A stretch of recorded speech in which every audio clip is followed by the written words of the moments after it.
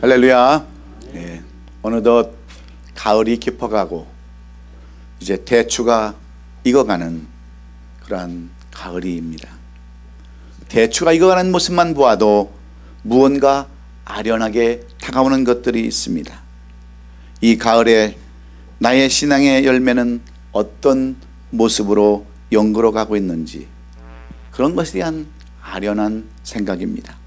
그저 올해도 예년처럼 그저 그런 신앙의 열매, 볼품도 빛깔도 없는 그러한 초라한 신앙의 모습은 아닌지 우리 생각해 보면서 열매가 이때 아름답게 아름다운 빛을 가지고 탐스럽게 이어가는 그러한 삶, 그런 삶은 어떤 삶인가, 이 가을에 한번 짚고 넘어가고 싶은 그러한 말씀이기에, 아니 우리가 맞춰야 할 신앙의 포커스는 무엇일까를 생각해 보면서 저는 대추라고 하는 그러한 시를 하나 여러분과 함께 같이 음미해 보고자 합니다. 대추, 장석주. 적의 저절로 붉어질 리 없다. 저 안에 태풍 몇 개, 저 안에 천둥 몇 개, 저 안에 벼락 몇 개, 저기에 저 혼자 둥그러질 리는 없다. 저 안에 무소리 내리는 몇 밤, 저 안에 땡볕 두어 달, 저 안에 조승달 몇 날. 저는 이 시를 음미하면서 이런 생각을 해봅니다. 떨어지는 낙엽을 보고 인생의 허무함을 생각하기보다는 연걸어가는 그 과일 열매를 보면서, 아니 대추를 보면서 우리 자신도 한번 생각해 보기를 원하는 것입니다. 대추가 아름답게 읽어갈 때 그냥 익어가는 것이 아니라 거기에는 태풍 몇 개와 천둥 몇 개와 벼락 몇 개, 그리고 무소리 내는 몇 밤, 땡볕 두어 달, 초승달 몇 달이 있었음을 우리는 기억하면서 우리의 신앙 가운데도 어떻게 우리가 초점을 맞추고 살아갈 것인지, 우리가 맞춰야 할 신앙의 포커스는 어디에 있는지를 생각해 보면서 오늘 이 말씀을 우리가 받기를 원하는 것입니다. 우리의 신앙의 포커스는 무엇에 맞춰야 하는가 깊이 생각하면서 우리 자신 한번 뒤돌아보고, 나는 정말 무엇에 신앙의 포커스를 맞추고 사는지, 내 삶은 어디에 초점을 맞추고 살아가는지를 깊이 생각하면서 여러분의 삶 가운데도 아름다운 열매, 대추가 맺어져가는 그러한 열매들이 있기를 주의 이름으로 축원합니다. 그러면 우리는 어디에 초점을 맞추고 살아가야 할까요? 우리들은 다 어렸을 적에 볼록 렌즈를 가지고 검은 종이를 태운 경험들이 다 있습니다. 아무리 작은 볼록 렌즈라 할지라도 초점만 정확히 맞추기만 한다면 종이에 불이 붙는 것을 우리는 다 경험해 봤어요. 그러나 아무리 큰 렌즈라 할지라도 초점이 맞지 않으면 종이는 그저 따뜻할 뿐이지 결코 불은 붙지 않습니다. 그런데 우리의 삶도 마찬가지입니다. 우리의 신앙도 마찬가지예요. 우리의 신앙 가운데, 삶 가운데 초점이 없는 그런 삶을 살아간다면 우리는 열매도 어떤 신앙의 결과도 얻을 수 없기에, 오늘 이 초점을 맞추는 그런 삶이 어떤 삶인가를 오늘 본문 사도행전 28장 23절로 31절 말씀, 사도행전의 맨 마지막의 말씀, 사도 바울이 남긴 유언 같은 말씀을 통해서 우리도 사도 바울처럼 무엇에 신앙에 초점을 맞춰야 할 것인지, 우리의 삶에 무엇에 초점을 맞춰야 할 것인지를 깊이 깨달으면서 지금까지 초점 맞추지 못하고 살았던 우리의 신앙을 되돌아보고 우리의 삶을 되돌아보고 이제는 정확하게 초점을 맞추고 사는 저와 여러분이 될 수 있기를 주의 이름으로 축원합니다. 그러면 이 사도행전 맨 마지막 부분에서 사도 바울이 그토록 중요시 여기고 우리에게 말씀해 주기를 원하는 이 신앙의 초점은 어디에 있을까요? 바울은 어디에 초점을 맞추고 살아가고 있다라고 말씀합니까? 오늘 이 본문의 배경을 살펴보면 오늘 본문은 사도 바울이 그렇게도 가기를 원했던 로마로 가는 길이 얼마나 험난하고 힘들었는가를 보여주는 내용들이 앞에 기록이 되어 있습니다. 그리고 마지막까지 복음을 전하고 그 인생을 마감한 마지막 장의 이야기를 우리에게 전해 주고 있습니다. 로마로 가는 길에 폭풍을 만나서 좌천한 배 안에서 사도 바울은 선원들을 격려하고 용기를 주어서 가까스로 멜리데 섬에 정박을 합니다. 그러나 그곳에서도 독사에게 물려 죽을 그러한 고비를 당합니다. 그러나 죽지 않은 바울을 보면서 그곳에 사는 원주민들과 추장이 감탄하고 신기하게 여겨서 예수 그리스도를 영접하고 복음을 받아들이는 그러한 역사를 이 멜리데 섬에서도 경험을 하게 됩니다. 그리고 로마에 도착한 사도 바울은 그곳에서도 복음을 증거하다가 감옥에 갇혀서 에베소서, 골로새서, 빌레몬서, 필리포스를 씁니다. 2년간의 감금 생활을 통해서도 그는 쉬지 않냐고 복음을 전하다가 결국 그곳에서 처형당하고 순교의 제물이 되었는데, 이 사도행전 마지막 장에서 사도 바울은 그가 초점을 맞추고 산 것이 무엇인가, 어떻게 여러분 그런 삶을 살아갔고 우리에게 교훈해 주기를 원하는 초점이 무엇이라고 말씀하고 있습니까? 가장 위대한 인생, 그의 인생의 고백은 어디에 초점을 맞췄다라고 말하고 있는 것일까요? 그것은 첫째로 복음 전도에 초점을 맞추고 살았다라고 그는 그렇게 우리에게 고백하고 있습니다. 예수님의 제자들보다 더 많은 성경을 남기고 유럽 전도에 획기적인 업적을 남겼던 사도 바울은 어쩌면 우리 기독교의 위대한 인물 중에서 가장 위대한 인물인데, 그가 첫 번째로 남기고 싶은 이야기는 복음 전도에 그는 일생을 걸었다고 하는 내용을 우리에게 말씀해 주고 있습니다. 사도 바울은 복음을 전하는데 인생 전체를 다 드렸다고 하는데 초점을 맞추고 있습니다. 지금 바울은 연금 상태에 있습니다. 사도 바울이 로마에 도착한 때는 AD 62년경으로 알려져 있고 그가 순교한 때는 67년경으로 이렇게 알려져 있는데, 내류에 의해서 순교를 당하고 참생을 당했다고 하니까 그때는 언제냐면 노년의 때입니다. 어차피 죽어야 할 그런 나이 때에 그는 순교의 제물이 되었습니다. 그런데 마지막까지 사도 바울이 초점을 맞추고자 하는 것이 무엇입니까? 끝까지 마음에 품고 손에 손을 붙들고 있는 것이 여러분 무엇입니까? 23절에는 이렇게 기록이 되어져 있어요. 그들이 날짜를 정하고 그가 유숙하는 집에 많이 오니 바울이 아침부터 저녁까지 강론하여 하나님의 나라를 증언하고 모세의 율법과 선지자의 말을 가지고 예수에 대하여 고난하더라 그랬어요. 지금 그가 연금 상태에 있습니다. 얼마든지 자신의 석방을 위해 탄원할 수도 있었습니다. 끝까지 그는 어떻게든지 변명할 기회도 있었습니다. 그러나 그는 오직 하나님의 나라와 예수 그리스도에 대한 그러한 복음에만 관심을 가졌을 뿐이에요. 그리고 아침부터 저녁까지 하나님의 나라를 증거하고 모세의 오경과 선지서를 통해서, 즉 구약 성경을 통해서 예수님을 전하는 데 초점을 맞추었습니다. 여기 나오는 동사를 한번 보십시오. 강론하고 증언하고 권한하더라. 강론했다는 말은 다른 말로 하면 선포했다는 말이고, 증거했다는 말인데 이 말은 입증했다, 증명했다 하는 말과 같습니다. 그리고 권했다고 하는 말은 설득했다고 하는 말과 같습니다. 여기서 우리는 얼마나 사도 바울이 하나님의 나라를 선포하기 위해서 얼마나 다양한 방법으로 복음을 전했는가를 우리는 가히 짐작해 볼 수 있습니다. 선포해서 반응이 없으면 일일이 성경을 통해서 하나님의 나라를 증명해 주고, 구약 성경을 통해서 그들이 너무나도 외고 잘 아는 이 구약 성경을 통해서 그들을 설득했습니다. 31절을 보십시오. 그들이 2년 동안 사도 바울이 한 것이 무엇입니까?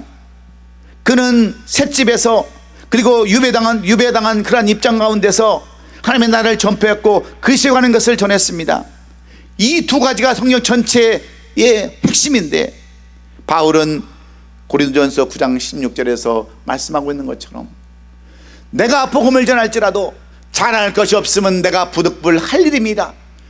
만일 복음을 전하지 않으면 내가 화가 있을 것이므로다 하면서 자기 자신이 해야 할 일이 무엇인가를 알고 그는 이 복음 전도에 초점을 맞추고 살았어요. 뿐만 아닙니다. 사도행전 9장 15절에서 이 사도 바울에게 관하여 어떻게 증거하고 있습니까? 주께서 가라사대 이 사람은 내 이름을 이방인과 임금들과 이스라엘 자손들 앞에서 전하기에 위하여 택한 나의 그릇이라. 이 사람은 정말 나를 위해서 복음을 전하기 위해서 택함 받은 하나님의 종이다, 그릇이다라고 이 사도 바울에 대해서 그렇게 말하고 있습니다. 그러므로 우리도 복음을 전하는데 인생의 초점을 그렇게 맞추고 살아가야 될 줄로 믿습니다. 우리에게 주어진 모든 것을 통하여 하나님의 나라와 예수 그리스도를 증거하는데 우리 자신을 사용해야 될 줄로 믿습니다. 예수님께서 이 땅에 오신 이유도 무엇입니까? 누가복음 5장 32절에서는 그 이유를 정확히 말씀하고 있잖아요. 내가 의인을 부르는 것이 아니요 죄인을 불러서 회개시키러 왔노라고 주님의 오신 목적을 말씀해 주고 있습니다. 내가 온 것은 양으로 얻게 하고 더 풍성히 얻게 하려고 하는 요한복음 10장 10절의 말씀도 똑같은 말씀이에요. 예수님 이 땅에 오신 것은 오직 복음 전도에 초점을 맞춘 그러한 삶이었음을 우리는 잊지 말아야 합니다. 예수님이 이 땅에 오셔서 첫 번째 전한 말씀도 다 똑같은 말씀이에요. 예수께서 비로소 전파에 가르치되 회개하라 천국이 가까웠느니라 하시면서 예수님은 가르치시며 전파하시며 고치셨다라고 오신 목적을 말씀해 주고 있지 않습니까?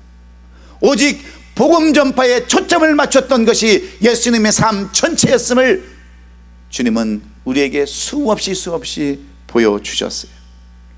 주님은 그뿐만이 아닙니다.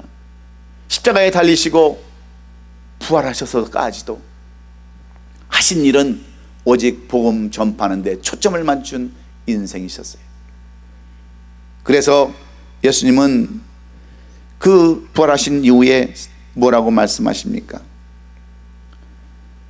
사도행전 1장 3절에 보면 해 받으신 후에 또한 저에게 확실한 많은 증거로 친히 사심을 나타내사 40일 동안 저에게 보이시며 하나님의 나라의 이 일을 말씀하셨다라고 이렇게 써 있지 않습니까?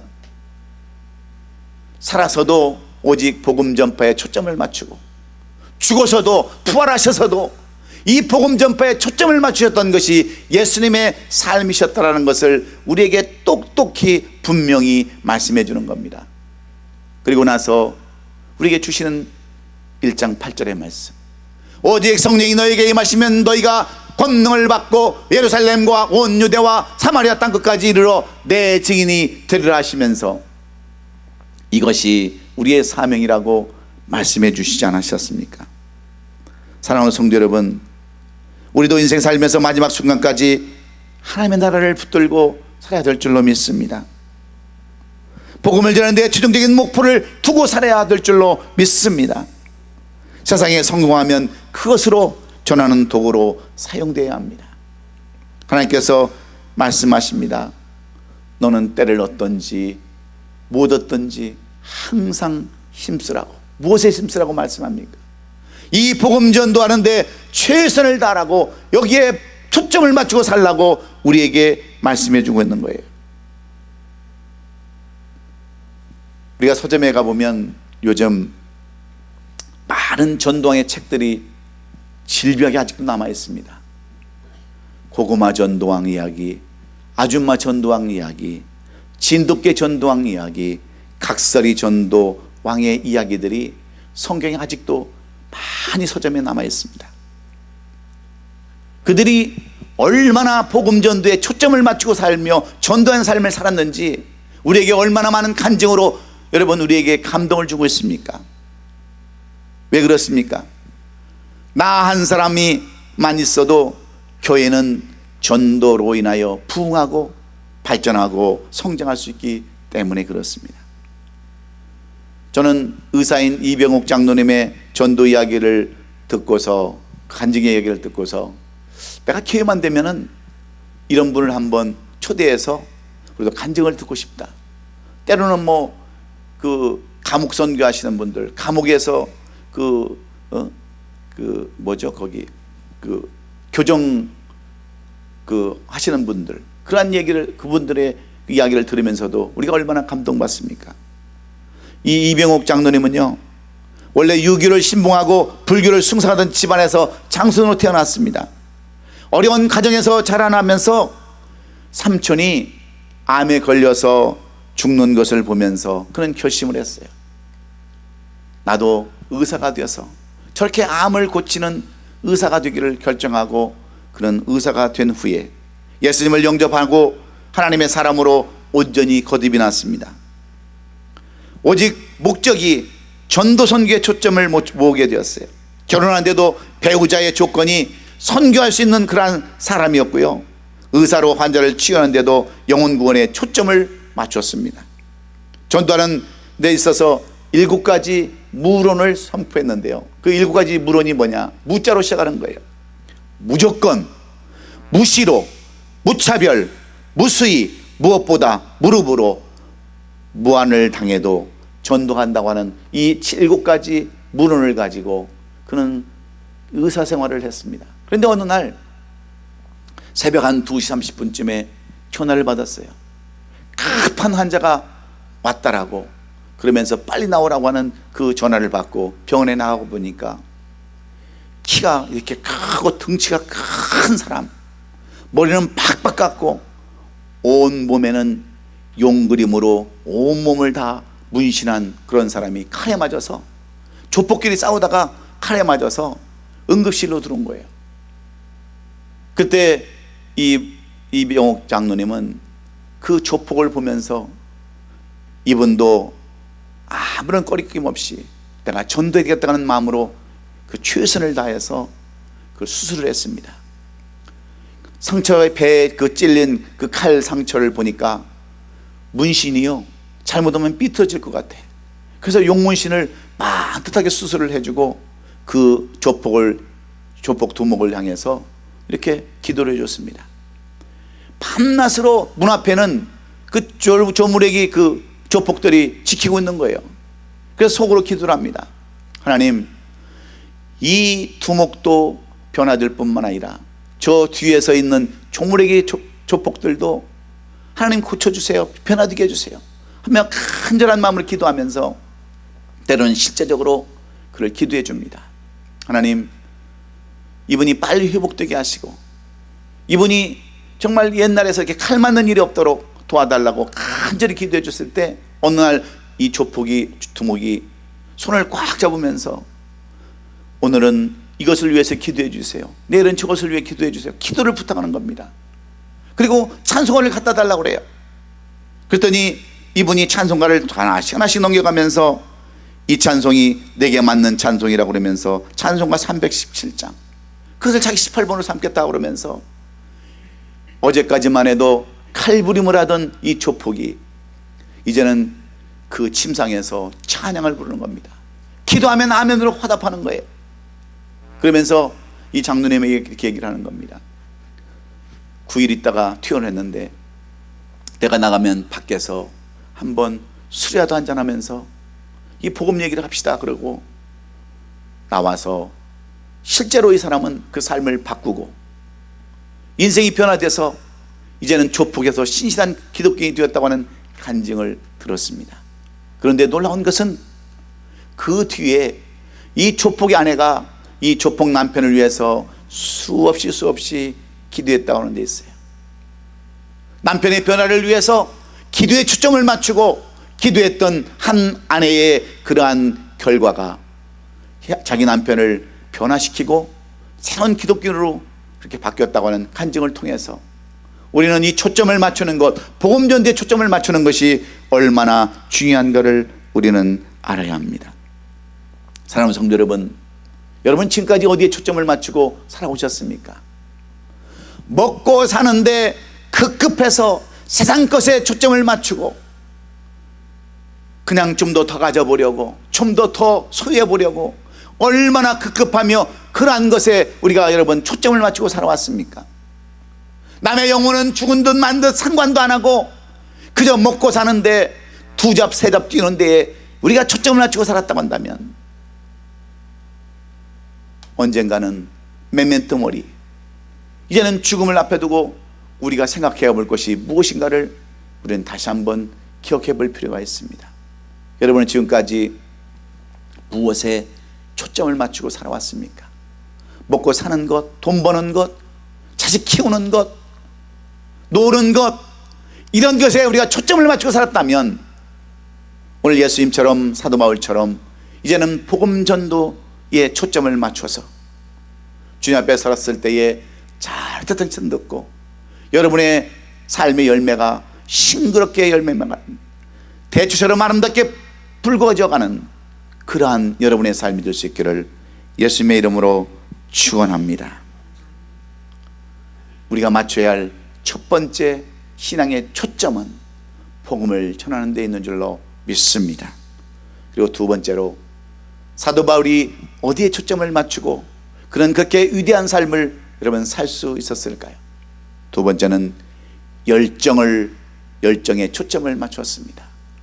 열정에 초점을 맞추고 노력하는 데 초점을 맞추는 것이 사도 바울의 삶이었습니다. 여러분 사도 바울을 보십시오. 초점을 하나님의 나라와 예수님께 맞추되 어떻게 그 초점에 집중을 합니까? 사도 바울은 적당히 복음을 전하는 것이 아니라 열정적으로 최선을 다해서 그는 복음을 전했습니다. 어떻게 전했습니까? 어떻게 열정을 가지고 그는 복음을 전했습니까? 거절하는 자들을 포기하자냐고 끝까지 설득한 내용들이 25절부터 28절에 기록이 되어져 있습니다. 믿지 않는 유대인 지도들을 향하여 바울은 절대로 포기하지 않았습니다. 그들을 향하여 이사야의 예언을 인용하여 그들을 자극시켰어요. 들어도 깨닫지 못하고 보아도 알지 못한다라고 그들을 빗대어서 말했습니다. 소경의 상태라고, 귀머거리 상태라고 그리고 말했어요. 그들이 알지 못하는 것은 미스터리이기 때문에 알지 못한다라고 했습니다. 천국 비밀을 알지 못해서 그들이 예수 그리스도를 알지 못한다라고, 하늘나라를 알지 못한다라고 그렇게 실제적으로 이사야의 예언을 통해서 지적해 주었어요. 비밀은 시크릿이 아니라 미스터리라고 했습니다. 여러분 우리가 뭐 독일 방송을 보든지 저 스페니시 방송을 들어도 무슨 뜻인지 알지 못하는 것은 무엇 때문에요? 우리가 그 언어를 모르기 때문에 그렇지 않습니까? 아무리 그 책이 아름답고 그 책이 귀중한 책이라 할지라도 알지 못하면 불쏘시개밖에 되지 않습니다. 그런데 알면 어떻습니까? 우리가 귀가 둔하고 눈을 감았기 때문에 그랬어요. 알지 못해서 우리는 어리석은 삶을 살아갈 수밖에 없는데 사도 바울은 이렇게 어리석은 그들을 향하여 이 선지자들 예언의 말씀을 통하여 끊임없이 그들에게 포기하지 않냐고 말씀을 전한 내 초점을 맞췄습니다. 그리고 아침부터 저녁까지 복음을 강론했어요. 그 말은 쉬지 않고, 포기하지 않냐는 말이 아니라 쉬지 않고 그 사도 바울은 말씀을 전하는데 초점을 맞췄다고 말합니다. 사실 사도 바울의 인생은 이제 시한부의 인생과 똑같습니다. 언제 법정에 가서 마지막이 될지 모르는 그러한 상황이나 마지막까지 복음으로 자신의 인생을 불살랐던 사도 바울의 모습을 우리에게 그대로 보여주기를 원하고 있죠. 종일 수심에 찬 얼굴을 산 것이 아니라 마지막까지 세상 관심 걱정 다 짊은 채로 산 것이 아니라 복음을 전하는 기회로 삼았다고 하는 데에 오늘 우리는 초점을 맞춰야 합니다. 왜 그렇습니까? 디모데후서 4장 6절로 8절에 그런 그의 고백을 통해서 우리는 그가 왜 이런 삶을 살았는지를 알 수가 있습니다. 전제와 같이 내가 벌써 부어지고 나의 떠날 시각이 가까웠도다. 나는 선한 싸움을 싸우고 나의 달 길을 다 마치고 믿음을 지켰으니 이제 후로는 나를 위하여 의의 면류관이 예비되었으므로 주 곧 의로우신 재판장이 그날에 내게 주실 것이며 내게만 아니라 주의 나타나심을 사모하는 모든 자에게니라 하는 이 말씀을 그는 굳건히 붙들었기 때문입니다. 사랑하는 성도 여러분, 마지막까지 기쁨으로 상급 준비를 그는 하고 있었습니다. 이것이 사도 바울의 열정적으로 복음을 전하셨던 계기였어요. 포기하지 않냐고 끝까지 복음을 전하는 것이 사도 바울의 복음 전도의 초점의 비결이었음을 기억하는 저와 여러분 되시기를 주의 이름으로 축원합니다. 열정을 다하는 것, 끝까지 노력하는 것, 이것이 얼마나 중요한가를 우리에게 말씀해 줍니다. 저는 이번 총회를 갔다 오면서도 제가 깨달은 것이 있어요. 제가 여러분에게 고백하고 싶은 것이 있어요. 저는 우리 교단의 총재이신 우리 김광식 목사님, 솔직히 제가 교회를 오랫동안 다니면서도 말씀의 은혜를 별로 받지 못했어요. 저는 TD에 가서도 은혜가 별로 되지 않았습니다. 막 억지로 시키는 것 같고 막 강압하는 것 같고, 그래서 저는 솔직히 은혜가 많이 안 됐습니다. 그런데 한 가지 제가 배우고 존경하는 것이 있어요. 그분의 철학은 뭐냐면, 녹슬어서 못 쓰는 것보다 달아서 못 쓰는 것이 낫다고 하면서 마지막까지 84세가 되어서 거동도 못하는 그러한 육신을 가지고 지금까지 전 세계를 다니면서 말도 어눌하고 제대로 설 수 없는 그러한 데도 불구하고 열정을 가지고 마지막까지 선교 현장에서 순교하겠다고 하는 그러한 각오로 말씀을 전하는 그 모습을 보면서 저는 좀 창피했어요. 제 자신을 많이 되돌아봤습니다. 그런 너는 무엇에 초점을 맞추고 무엇에 열정을 가지고 살았는가? 제 자신을 되돌아보면 쑥스럽고 미안하고 죄송한 것뿐이 없어요. 복음 전도에 열정을 가지는 것이 아니라 교회 증축하는 데 열정을 가지고 거기에 올인하고 살았던 제 모습을 보면은요, 얼마나 제가 초라하고 불쌍히 여겨지는지 제가 많이 깨달았어요. 그래서 늦게나마 이제 복음의 열정을 가지고 복음의 초점을 맞추고 마지막 저의 그 목회를 마치기를 원하는 것이 저의 꿈입니다. 열정이 없었던 것, 복음의 열정을 가지지 못했다는 것을 깊이 깨달으면서 반성하면서 남은 여생 온전히 복음 열정에, 복음을 전하는 데 열정을 가지고 최선을 다하는 것이 저의 사명인 것을 제가 깨닫고 저는 돌아왔습니다. 여러분은 어떻습니까? 여러분도 이 복음 전하는 데 열정을 가지시고 최선을 다하는데, 그 열심을 가지는데 초점을 맞추시기를 주의 이름으로 축원합니다.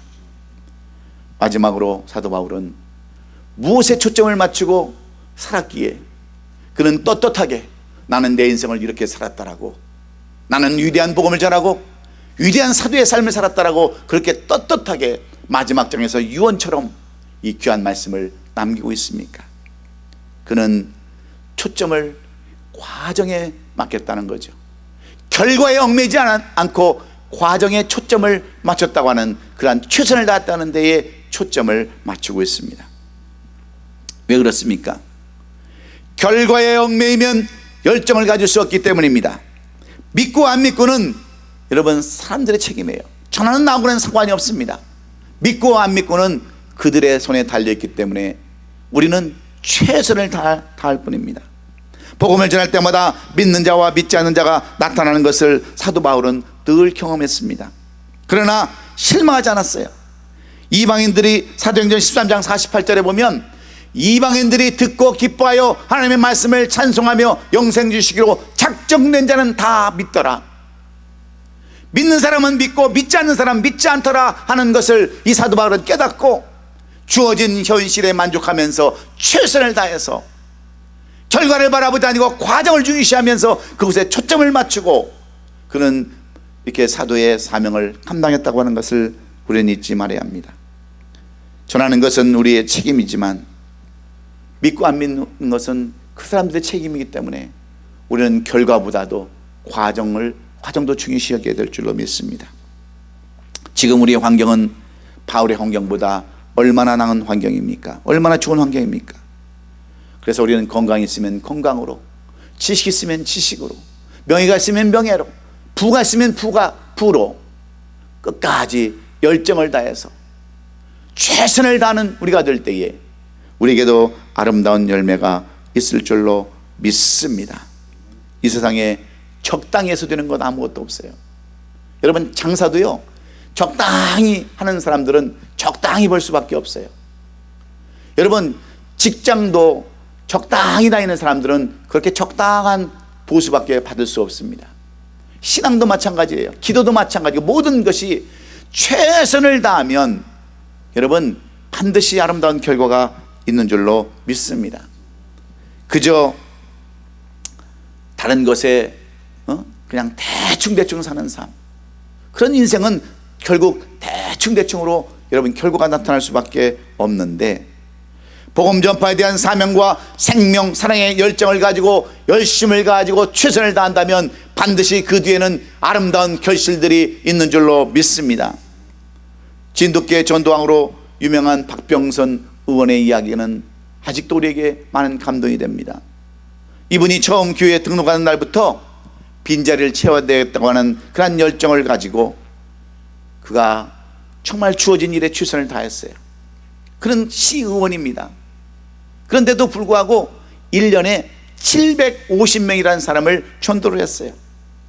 한 번 물면 절대로 놓치지 않는다고 하는 이 진돗개 정신을 가지고 그는 전도한 결과 750명을 전도해서 이 사람 혼자서 교회를 다 부흥시키고 이 교회를 혼자 다 성장할 수 있었는데, 이분은 또한 22명의 의원들로 구성된 기독의원을 만들어 가지고 전도를 하면서 정치를 하더라도 이 전도에 초점을 맞춰 가지고 전도를 해서 최선을 다해서 그는 역사상으로 지방선거에서 전남 최다득표에 당선의 영광을 안았다라고 그는 그렇게 간증을 하고 있습니다.